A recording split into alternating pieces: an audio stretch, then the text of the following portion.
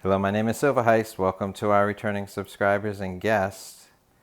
So tonight I am going to share what's in my silver stack. Not a full stack video, but kind of a proportional representation of what's in my stack. So as seen in this pie chart, there are three broad categories that are in my silver stack. So I'm going to show you the items from the categories and explain some of the reasons and why I like certain things. The first and biggest category is constitutional silver. So constitutional silver is circulated silver that was spending money.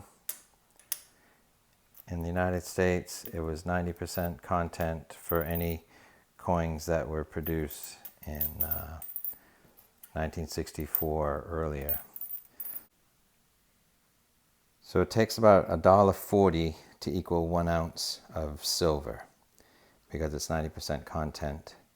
And so $1.40 is $1.40, whether it's 2 half dollars and 4 dimes, 4 quarters and 4 dimes, or just 14 dimes. So it's all interchangeable. They're all pretty much worth the same. Forgetting the numismatic sort of collectible factor, $1.40 is $1.40 is $1.40. So this is what I stack the most of. This is what I was most familiar with. I collected coins as a child, so I knew about the silver. So I knew about the silver cutoff in terms of what coins were valuable. And so I think the important thing, at least for me, was to stick with something that I knew. So I had some familiarity with constitutional silver. So I stuck with what I knew, built up that, and then went from there. So this is 70% of my stack, proportionally.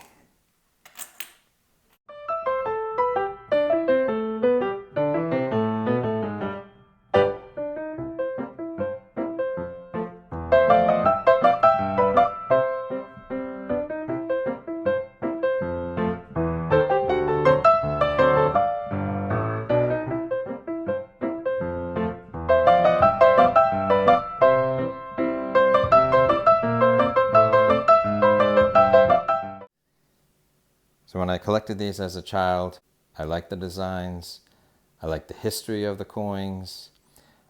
I collected circulated coins as a child. So to me, circulated coins are good enough. They give me a taste of the history.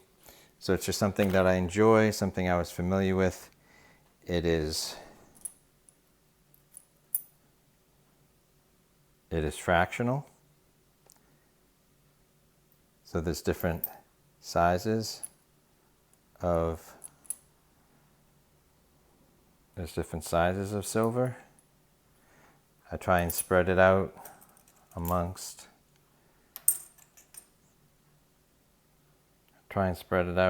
different denominations.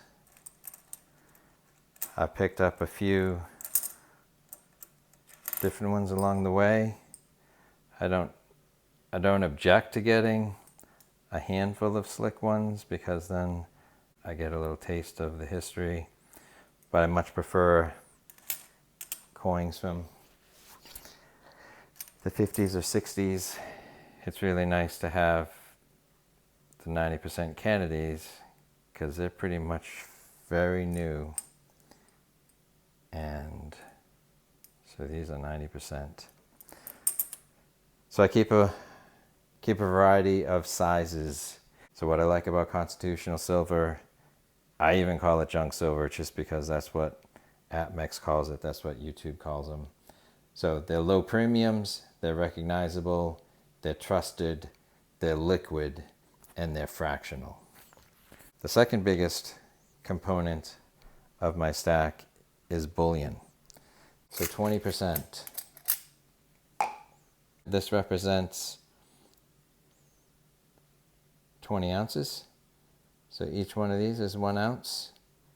It's 4 nines. The Canadian is 4 nines. The American Silver Eagles is 3 nines. So this is 1 ounce of silver. So it just takes, so they represent about 20% of my stack.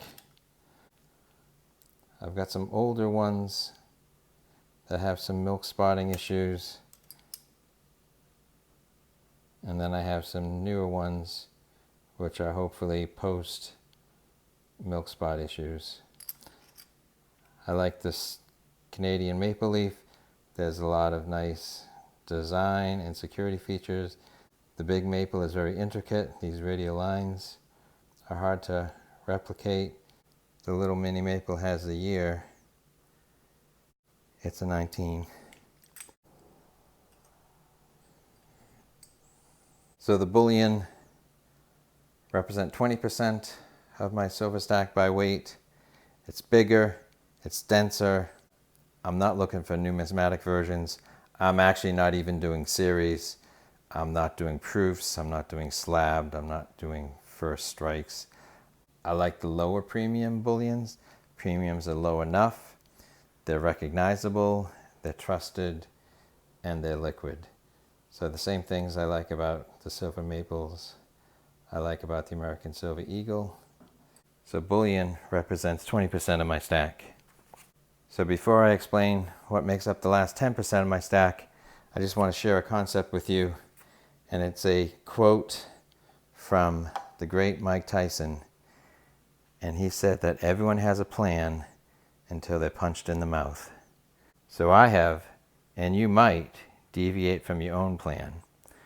But I would recommend at least having a plan, but recognize you're going to get punched in the mouth by something. So something is going to come and hit you when you least expect it. So for me, it was this. It was this awesome commemorative coin, the Apollo 11 series. It's not that I became a big fan of US Mint commemoratives. It's that I was a big fan of the whole space program. I didn't even know so many countries were going to be making Apollo 11 commemorative coins. But in hindsight, I like the American one design the best. I love the footprint. I love this concave thing, which represents the face shield of the helmet. So not only did I get some commemorative silver, I got commemorative gold. There are very high premiums on this. The price of gold has gone up. I haven't even really reconciled whether my premium has been absorbed by price increase. So you're going to deviate from your plan, but the important thing is to have a plan and try and get back on track. So these other categories that I've shown you are compatible with diversifying risk. They're good for retirement, they're good for savings, they're good for retaining wealth, storing wealth.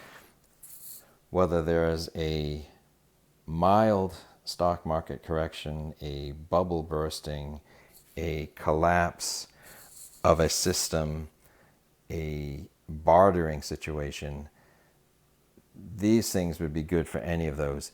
My last piece, less so. I decided that every piece of my stack cannot be based on what would Mad Max do. So the last 10% is for hope. So this is my third category. It's big, it's beautiful, it's bar silver. So this is a 10 ounce Britannia silver bar. It's 999 fine silver. It's dense, comparable to bullion prices in terms of premiums, perhaps a little less liquid in terms of people who would be interested in buying that in the future, but I love it nonetheless. So this is actually 100 ounces of silver, 70% constitutional junk silver, 20% bullion, 10% bars. Everyone needs money. That's why they call it money.